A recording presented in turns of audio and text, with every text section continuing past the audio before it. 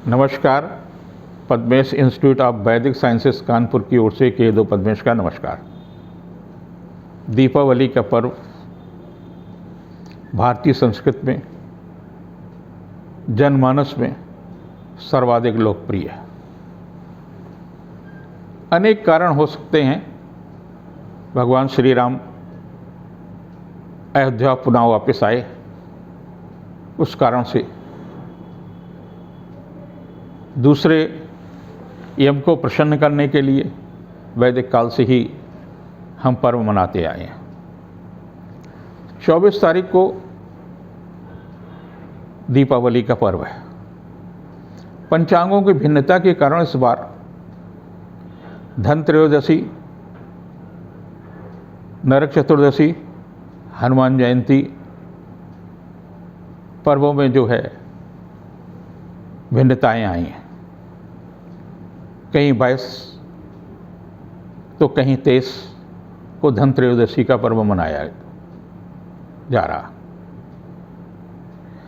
22 तारीख को सायं 6:03 से धनत्रयोदशी लग जाएगी। आप धनत्रयोदशी 22 तारीख को मना सकते हैं। 23 तारीख को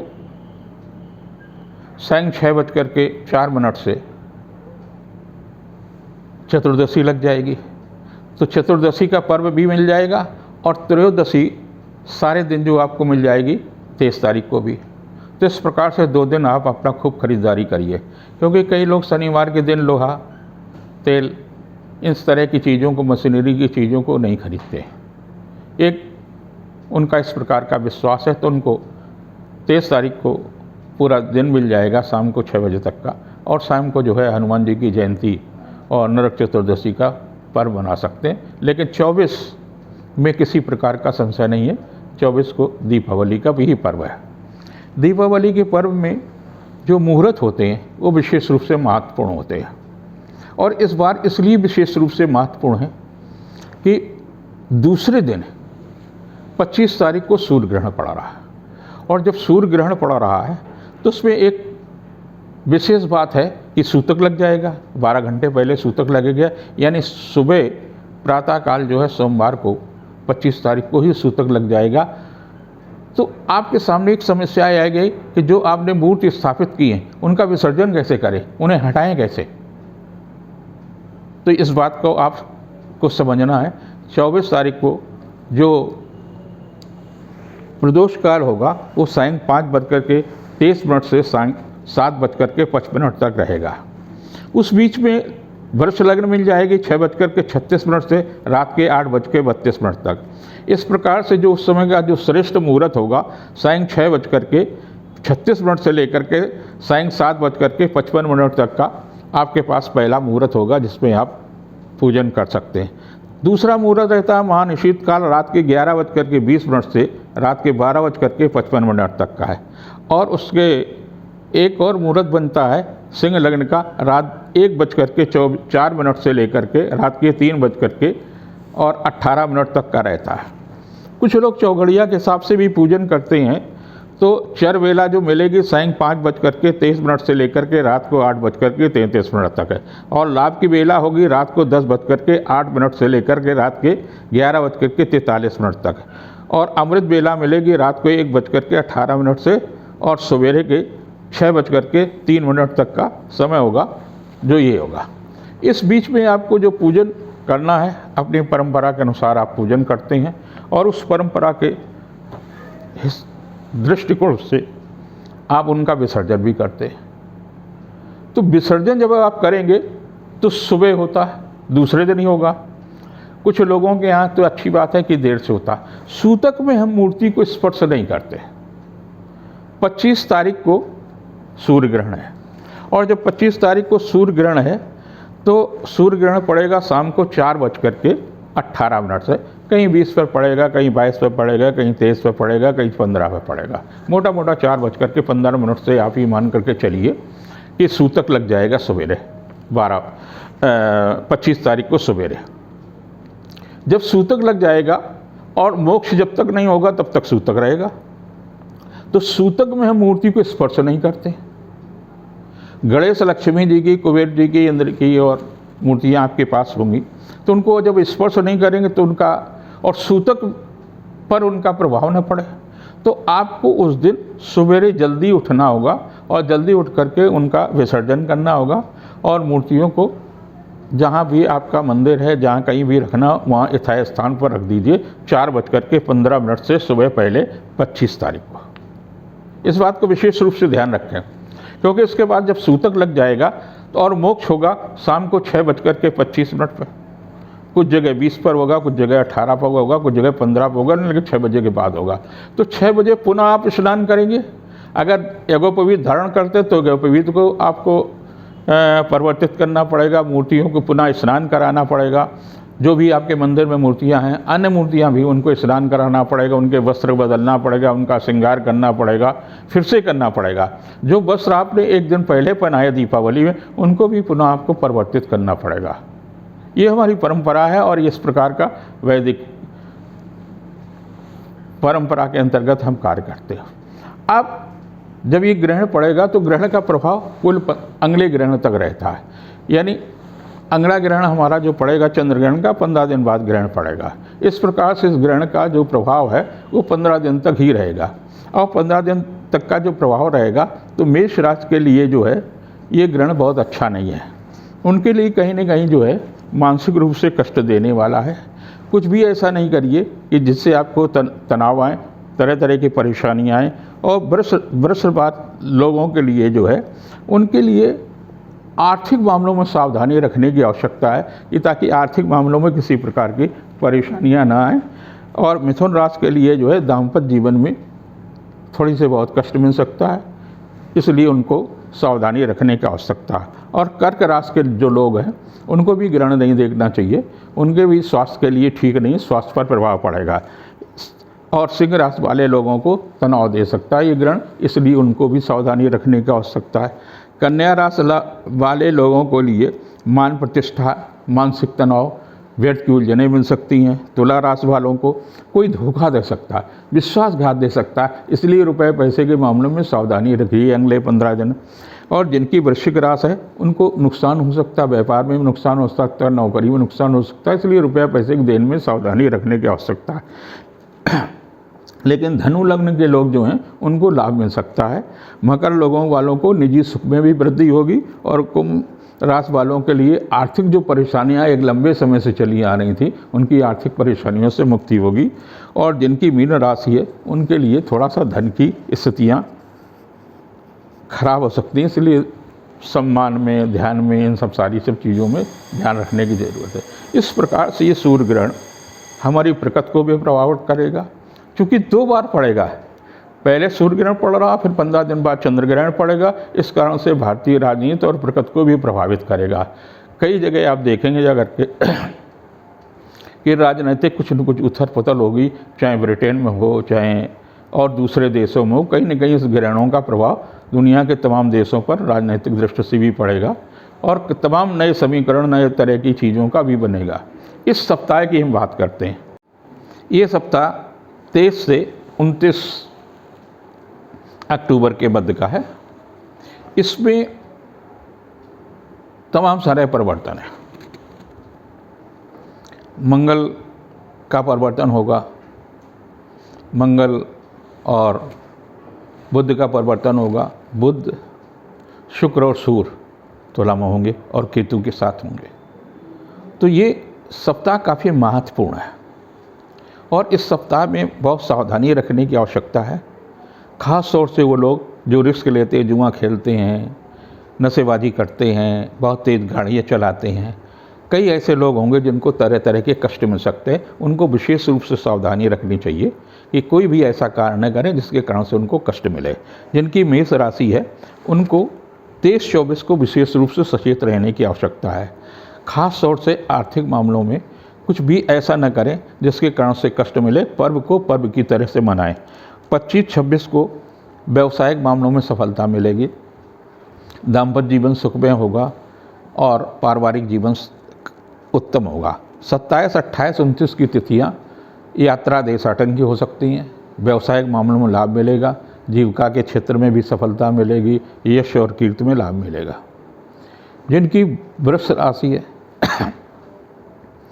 आर्थिक दृष्टि से तो ये सप्ताह काफ़ी अच्छा है। उपहार भी मिलेगा, परिजन भेंट होगी, अच्छा व्यंजन भी खाने को मिलेगा, लेकिन स्वास्थ्य के प्रति थोड़ा सा सचेत रहने की आवश्यकता है। 23-24 काफ़ी उत्तम तिथियां हैं। आर्थिक मामलों में भी लाभ मिलेगा, संतान के दायित्व की पूर्ति होगी, घर गृहस्थी का सुख प्राप्त होगा, लेकिन 25-26 तनावपूर्ण तिथियां हो सकती हैं। स्वास्थ्य के प्रति सचेत रहने की आवश्यकता है। किसी पारिवारिक सदस्य के कारण से क्लेश मिल सकता। 27, 28, 29 को दाम्पत्य जीवन सुख में होगा, यात्रा देशाटन का लाभ मिल सकता, जीवन साथी का सहयोग और सानिध्य प्राप्त होगा। जिनकी मिथुन राशि है उनके लिए भी ये ग्रहण काफ़ी अच्छा नहीं है। ग्रहण अच्छा न होने के कारण से ग्रहण न देखें। एक बात, दूसरा एक सावधानी और है कि ग्रहण को वैसे भी देखना नहीं चाहिए, और अगर आपको देखना भी हो तो कम से कम सीधी सीधी आँखों से, यानी नग्न आँखों से ग्रहण को न देखें, किसी भी राशि के लोग हों। 23-24 को आर्थिक मामलों में आपको सफलता मिलेगी, पारिवारिक उत्सव हिस्सेदारी रहेगी, जीविका के क्षेत्र में भी प्रगति होगी, संतान के दायित्व की पूर्ति होगी। 25-26 को आर्थिक प्रयास सार्थक होंगे, धन यश कीर्ति में वृद्धि होगी, संतान के दायित्व की पूर्ति होगी। 27, 28, 29 को मन तनावग्रस्त हो सकता है, स्वास्थ्य भी परेशान हो सकता है, किसी आलोचना के शिकार हो सकते हैं। व्यावसायिक मामलों में सावधानी रखने की आवश्यकता है। जिनकी कर्क राशि है,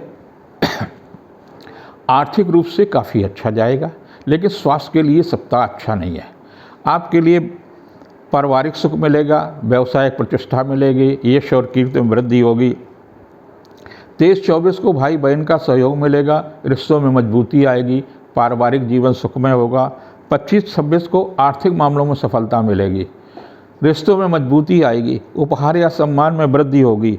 27, 28, 29 को यश और कीर्ति में वृद्धि होगी, दूसरों से सहयोग लगने में सफलता मिलेंगे, नई योजना भी बना सकते हैं, देशाटन तीर्थाटन का लाभ मिल सकता है, यात्रा की भी स्थिति सुखद और उत्साहवर्धक होगी। जिनकी सिंह राशि है, आर्थिक दृष्टि से उत्तम है, व्यावसायिक मामलों में भी सफलता मिलेगी, स्वास्थ्य के लिए भी अच्छा है, लेकिन रुपए पैसे के लेन देन में सावधानी रखने की आवश्यकता है। 23-24 को उपहार, रिश्तों से भेंट, परिजन भेंट हो सकती है, पारिवारिक सुख में भी वृद्धि होगी।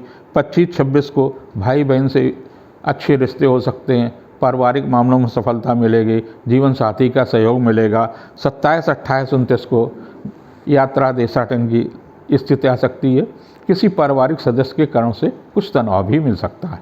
जिनकी राशि कन्या है, उपहार या सम्मान के लिए उत्तम है।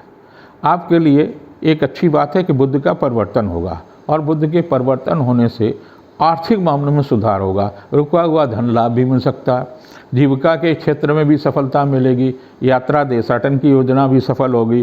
23-24 को व्यस्तता रहेगी, भावुकता पर नियंत्रण रखने की आवश्यकता है, कुछ भी ऐसा न करें जिसके कारण से शारीरिक या मानसिक क्लेश मिल सकता है।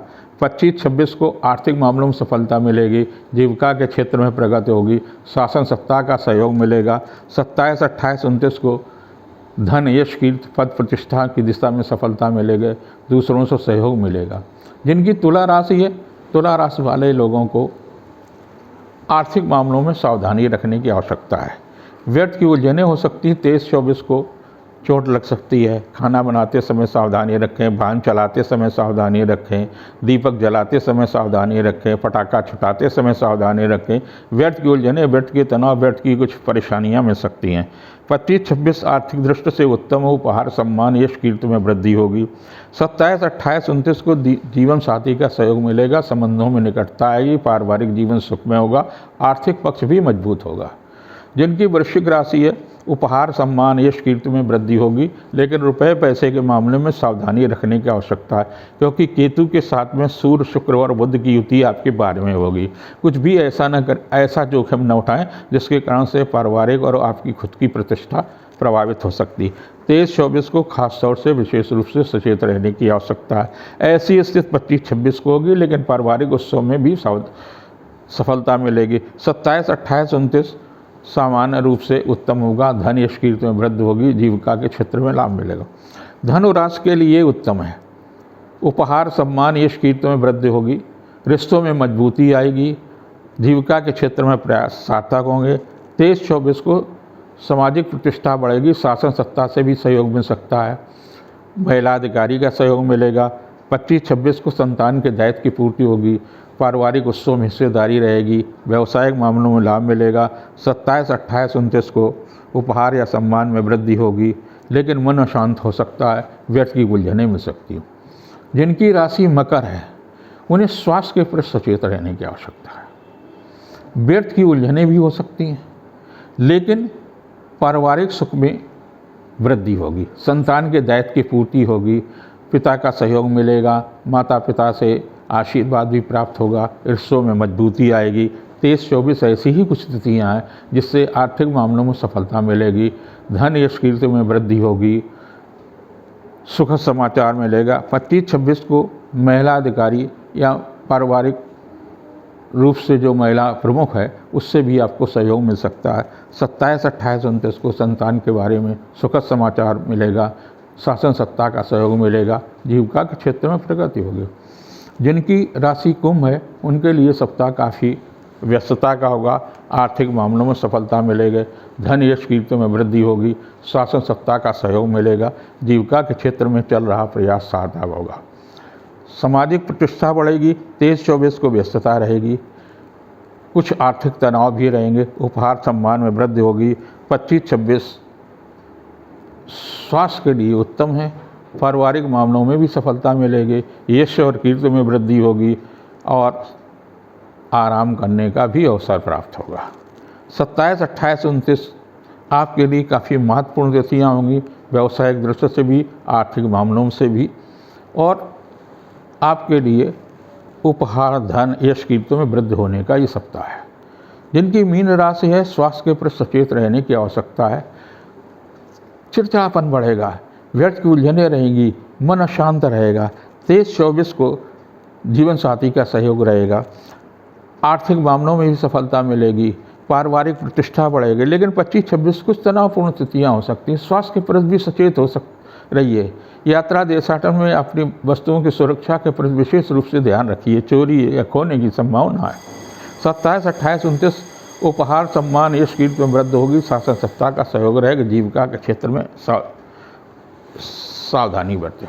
इस सप्ताह उन लोगों को ग्रहण के समय विशेष रूप से सचेत रहने की आवश्यकता है जो गर्भवती महिलाएं हैं।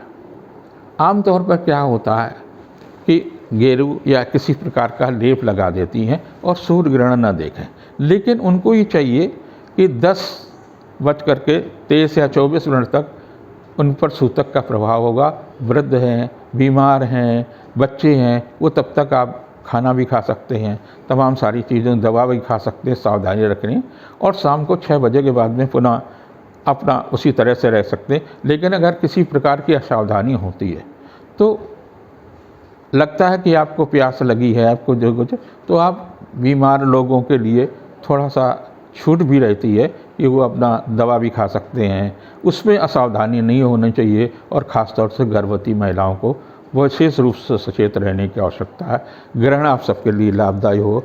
दीपावली की कोट कोट शुभकामनाएं।